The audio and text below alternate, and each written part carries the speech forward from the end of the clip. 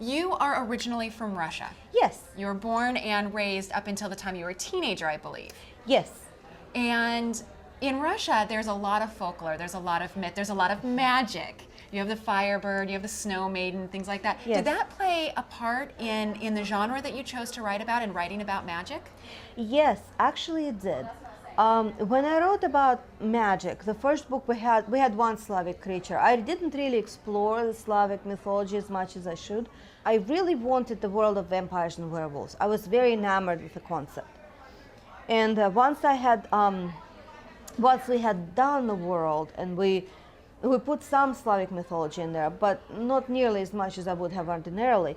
If I had to do it over again, oh yes, the first book would be all Slavic mythology. I would milk that puppy for everything it had. But what it gives me is a perspective on mythology that is not necessarily European. A lot of the mythology books concentrate very heavily on, the Celtic mythos, the stories of King Arthur, the very standard, your German, your Scandinavian mythology, basically the European mythology. And I always thought that it was so interesting to bring Asian elements into it, to bring elements that, the Indian mythology is incredibly interesting. The Ramayana, all those stories they're fantastic. It seems that a lot of times in paranormal and urban fantasy genre, people default to those either basic European myths, or I also see a lot of Egyptian. It's one or the other. It kind of flips. And I really, while I love reading those books, I really wanted to do something different, something new, something that hasn't been, done before.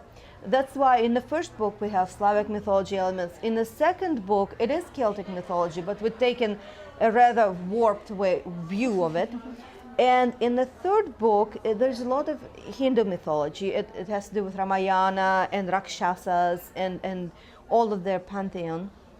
And then the fourth book, unless my editor Unless it gets changed significantly. Unless it gets changed significantly, the fourth book will feature a lot of the Jewish mythology, which is really, really fascinating.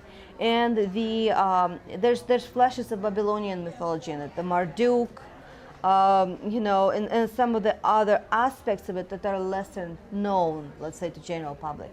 I think it's rather interesting to play in those, puddles that have nobody splashed through yet.